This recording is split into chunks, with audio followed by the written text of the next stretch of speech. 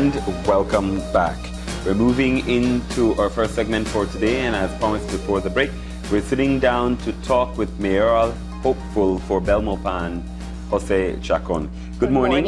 And good morning, welcome to the show. Good morning, Marlene. Good morning, viewers. It's a pleasure to be here. Thank you for inviting me. Now, Jose, let's talk a little bit just about your decision actually to become a candidate. Of course, we know you more from your musical exploits. What actually pushed you in the direction of politics?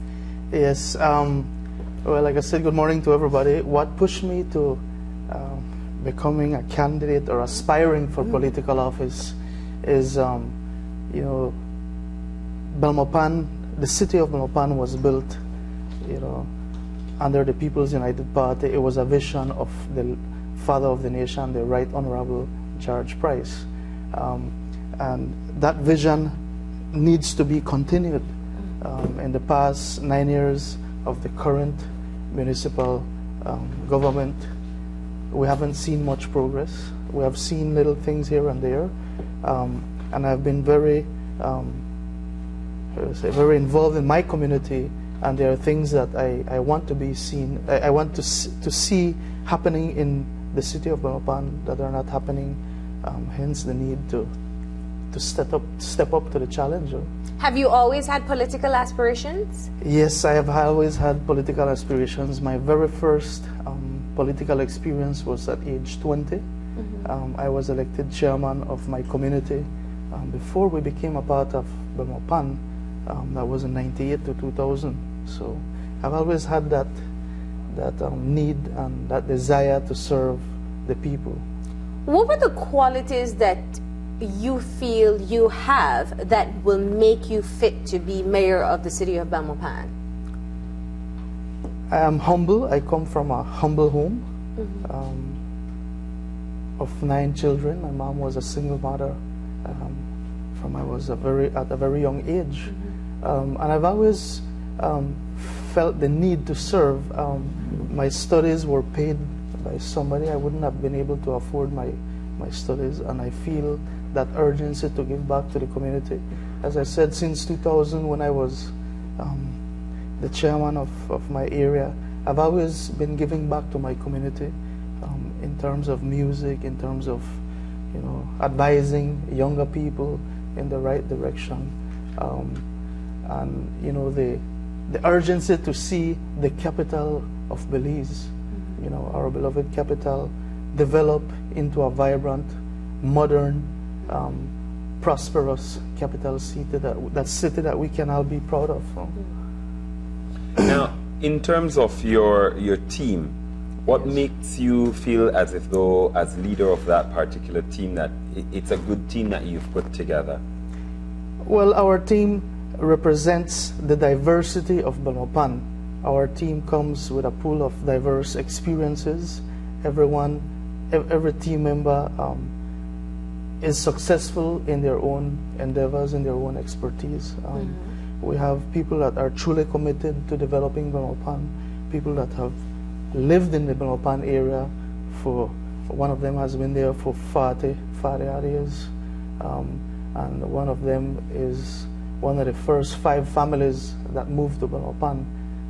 Mrs. Rivera, she is a teacher at one of the high schools for the past 31 years. In fact, she taught most of us on the team.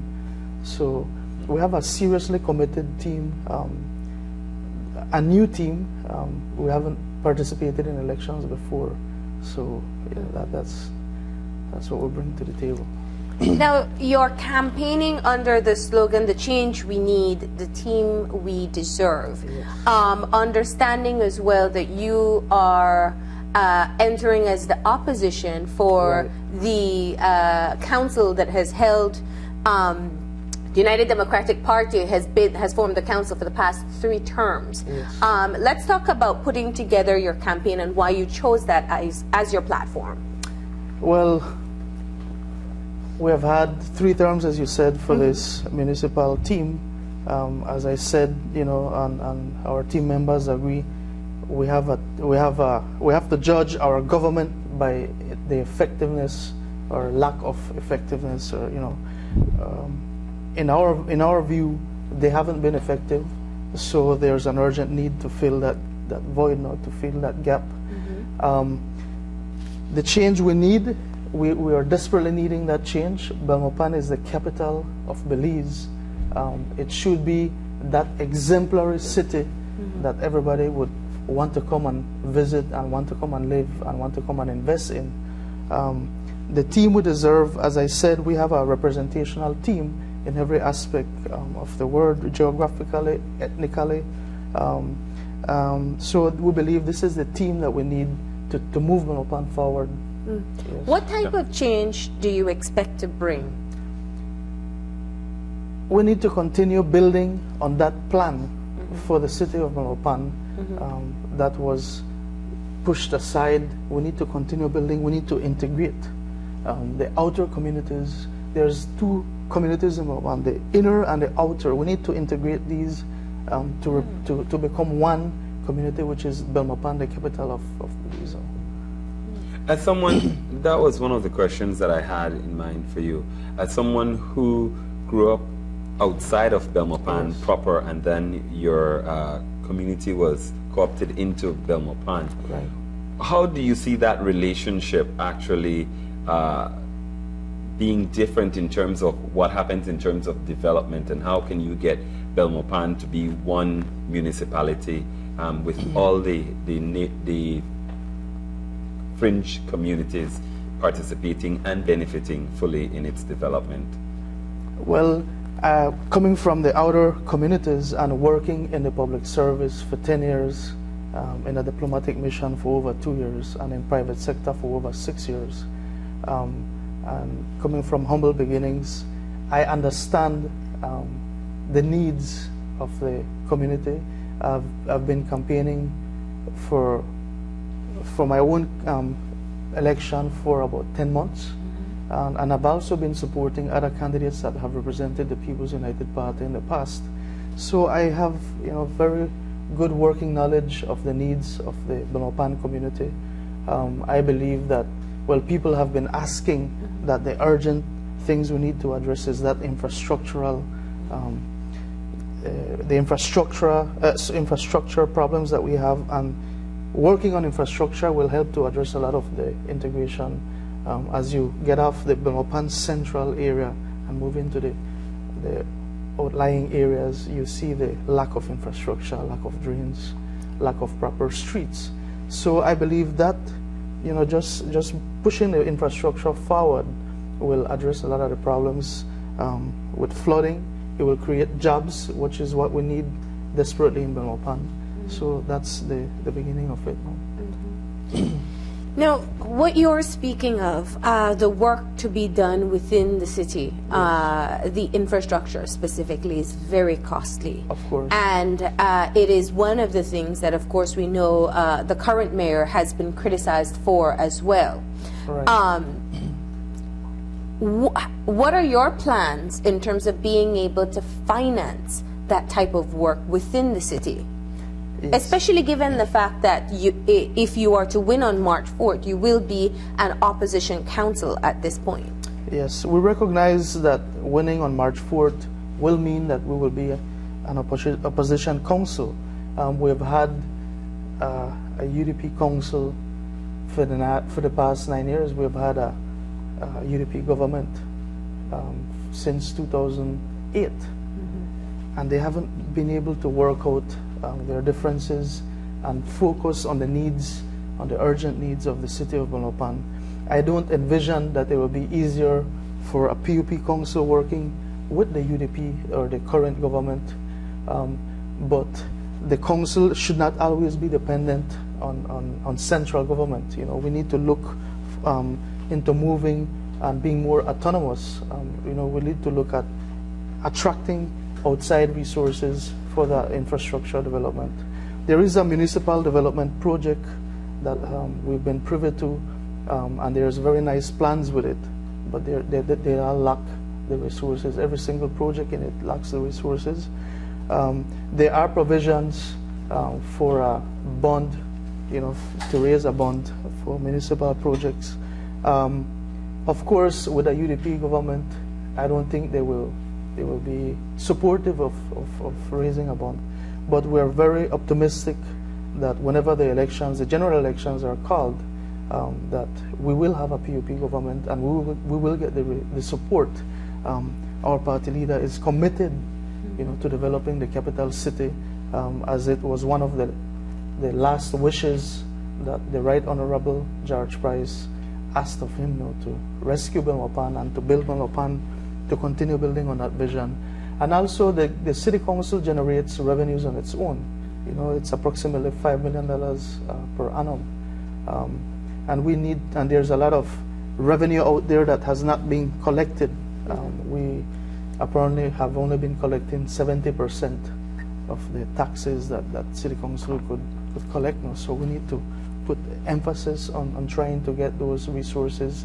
And of course, as I said, trying to attract external resources to fund these community projects, these infrastructural projects that we urgently need in Belmopan. What are the priority areas? You've spoken already about infrastructure and also financing for that. Are there any other areas that you see as a priority for the development of Belmopan, the city of Belmopan? Well, from consulting the people, like I said, in the past 10 months or so, the people are asking for mainly, firstly, infrastructure, jobs. When addressing infrastructure, as I explained, you will be addressing some of the jobs. They're asking for a safer city. We don't want to, lose that safety, that family-oriented city that we've always been dreaming of. They want a safer city. They want a place where they want to raise their kids. I am a family man. With the exception of one of our councillors, we're all family people.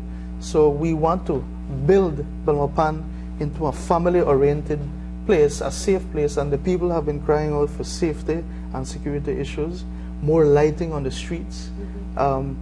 They also want recreational facilities and sporting facilities that will be conducive to engaging the younger generation and the older generation positively. There's a lot of talent in our senior citizens, and we have been consulting a lot of them, and they're prepared to work with a city council that will be seriously committed into developing the youths and empowering them and training them in different skills, electrical, woodworking, etc. And also, we just need to have a seriously committed council. We're also committing to pushing for an IT vet for the capital city, where we can use the talents from these older citizens, and they can pass their knowledge on to the younger ones, so we can have a more productive population in the city. So. Of all these things that you've mentioned, what would you say are your top three priorities? Infrastructure, safety, and creating that family-oriented environment. Now, Belmopan also serves as a hub for so much of the population that commutes. Right. And it's also the center for government and jobs. How do you see that factoring into the plans that you have for the city itself? We have in our manifesto, we have an item as well that speaks to tourism. Tourism is a big industry in Belize, and the capital city has no kind of, it's not getting any of the benefits. We plan to open up at least a hub, for tourism to pass into Belmopan and then move on to the other destinations. That in itself will create some jobs. And we also have, engaging the business community to try to develop the recreational facilities and to invest into the tourism that we're proposing. We have nice riversides by the same river that goes by Roaring Creek, at La Rivera area, and also in Las Flores. We have Maya Mounds. We have natural trails where you can take tourists. There's a lot of opportunity for tourism, so that's what we want to explore. That's one of the main areas. And also, the first item we have on our manifesto, which is business, is that the City Council has to provide a win-win environment for the business community and the City Council to ensure that businesses can come and feel safe to invest in our capital city and ensure that they stay there for long. We have had incidents in the past few months where several businesses have been closing down in Belmopan, and we've been losing jobs and so along with those businesses closing down. No? Now, one of the hallmarks of the municipal government has been, and always an issue of, well, whenever we talk about politics or government in general, transparency and accountability is key.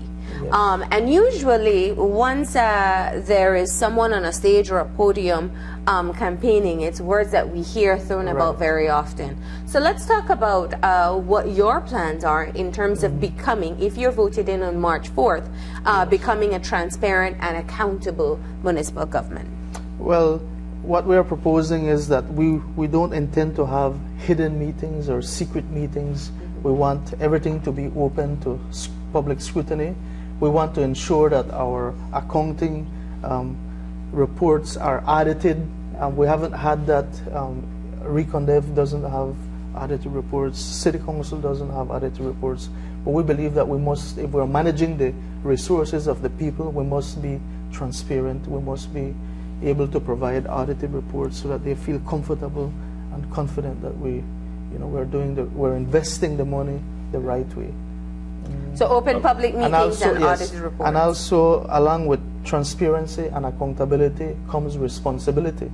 So we want to be that responsible council where people can come to and ask questions and know all along what we are doing and how we are doing things, so that they don't feel like we are doing stuff behind their backs. There has to be transparency. Yeah. Now, for a moment, let's just switch gears. And you look back at what has happened or not happened in Belmopan. What would you say is the thing that you'd like to change most? The thing I would like to change most is, and we have it in our manifesto, we need to beautify our city. That's the first step. We need to make it attractive. We need to make it modern. We want to move into making Belmopan an e-city, providing free Wi-Fi. We want to engage, like I said, the diplomatic missions. We want to engage the universities and the business community and the whole Belmopan area into adapting parks, into adapting playgrounds and so on, so we can beautify our city. We want to engage the students and encourage them into planting trees. We want to continue along the lines that Mayor Chanona, he was very keen on planting trees and making the place pretty. If we have a beautiful city that is safe, more people will want to come and visit, going into tourism. More people will want to come and live. That means the population will start growing, and then more people will want to come and invest. So there will be addressing also the issues with jobs. So that's a part of attracting business to Belmopan as well. Now, you mentioned earlier that you have been campaigning for 10 months. Yes. Let's talk about some of the issues that people bring up once you're out campaigning. And is there a difference between people from Belmopan proper and from those who live on the communities who are on the fringe? Yes. Let's start there. The general, well, the most prevalent need is the issue of proper streets and proper drains. That's throughout. In central Belmopan, we have the original streets and the original deep drains, which have been holding up for the past 45 years. They need some attention. The walkways in the original Belmopan also need some attention. But in the periphery areas, we have some of the most basic needs lacking. For example, we have people in the Mayoral area and the Savapan extension area that don't have potable drinking water. They don't have electricity. They have flooding problems. But even in some of the newer areas of Belmopan, like Kohun Walk and Habit housing area and Mountain View area, there is an urgent need for drainage in these areas. Some of the drains that they have in Kohunwak area, for example, are too small. So as soon as it rains heavy, these drains are overflowing and then it goes into people's yards. So there's a large portion in that area that floods. So basically, you know, the needs are pretty unique all over. But like what transcends in all the areas is the urgent need for proper streets and drainage. And people have been crying, even in Central, for the garbage, you know, the most basic thing to be, the most basic service to be done on a regular basis, the garbage collection and the collection of debris. That goes in line with having a beautiful city. Yeah. So we're very seriously committed on that. People are not asking for much. People are even saying, if you can't pave the streets, maintain it regularly, and they'll be pleased with that. So there's a heavy emphasis on infrastructure Yes. coming from that Yes. area. Now, if I wanted, because you mentioned in one of your responses just the contentious relationship that you may envision between the city council and central government. So how do you plan to actually seek greater autonomy and also financial independence from Yes. central government? Like I said, we envision installing a cooperation office which will be assisting with establishing city relationships with capital cities around the world, and not just, you know, word of mouth type of relationships, but really sister city relationships that will bring benefit to our capital city. And we're also going to be looking at the taxes that are in arrears. From my understanding, it's not the poorer class that are the delinquents. So we need to analyze the situation. We need to up that collection rate to at least 85% in my mind, and that would be equivalent to a few $1 million more for revenues to work in the city. And of course, there is a government subvention, but from our experience, we've seen in Orange Rock where the subvention is delayed. Sometimes we believe it's purposely done to, you know, to kind of create an unbalance, you know, in the council. But we are committed in finding new ways. We are committed in engaging the business community. Once you have a council that works and that they can trust, once you propose a certain project, the business community is always willing to tip in or to provide some resources towards whatever project you're trying to do.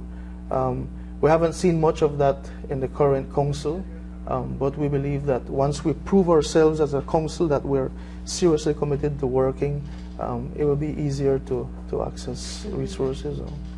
Now, another question that I think begs asking is the whole idea that if you were to win, Yes. and your entire team is not elected, how would you lead under those circumstances, which Right. would make it a bit more difficult as well with a split council, so to Yes. speak?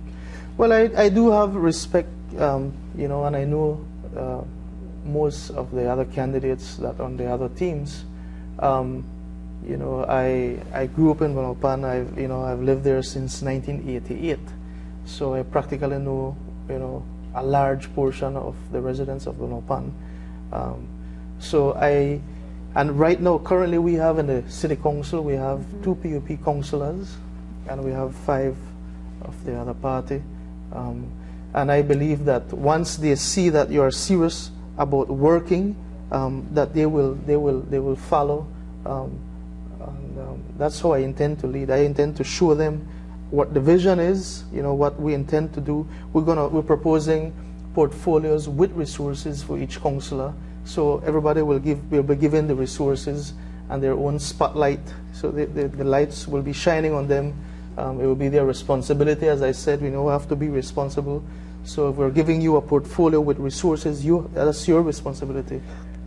And of course, the buck always stops at the mayor, but you know, you have to ensure that you manage and you have supervision of whatever. No?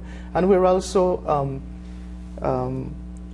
you know, I've been consulting Mayor Chanona on the whole idea of city commissioners, which I believe is a very good idea. It's having professionals at your disposal to call on certain issues, so that you don't take biased decisions, but you always make sound decisions.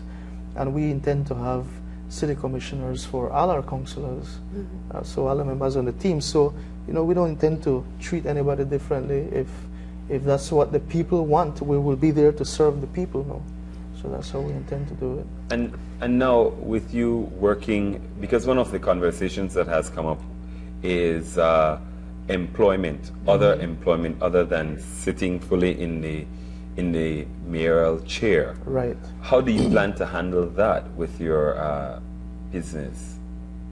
My business? Or private employment? I am not employed. I resigned from work in April when I decided to take this challenge on. So I am fully on campaign. I am not employed any at all. Now, my final question has to do with looking at if you are elected on March 4th. Yes. What can you honestly tell the people of Belmopan that you anticipate will be a challenge and how you will overcome it? Well, coming from 9 years of not much happening in the city of Belmopan, we realize that there's a lot of work to be done. You know, from collection of garbage to debris, the beautification of the city. You know, we will have challenges on trying to develop the green areas. You know, we only have green areas right now. We don't have parks. We don't have the proper recreational facilities. We don't have the proper sporting facilities. So there will be challenges on resources. We will not fool ourselves. And we realize that one of the biggest challenges will be resources. But as I said, we are intending, and we will have an office for cooperation and trying to seek the resources abroad now. Once you have a good plan and you have a good budget for it, and people trust in your leadership, people trust on that council, I believe it will be a little bit easier to get those resources. So I believe that will be one of the biggest challenges. All right. So your final thoughts or words to the people of Belmopan? Well, I just want to say a special thank you to all the residents of the city of Belmopan that have opened their doors to myself as a mayoral candidate and our 6 councillors. And we're very happy with the response we're receiving everywhere we go.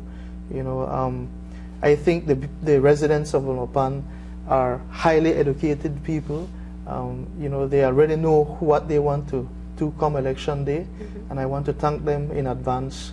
All those that have listened to our plan for Belmopan, all those that have voiced their concerns, and all those that have advised us. And we intend to have that constant consultation with the residents of Belmopan, so that we together can move Belmopan forward into a modern and prosperous city that we can all be proud of.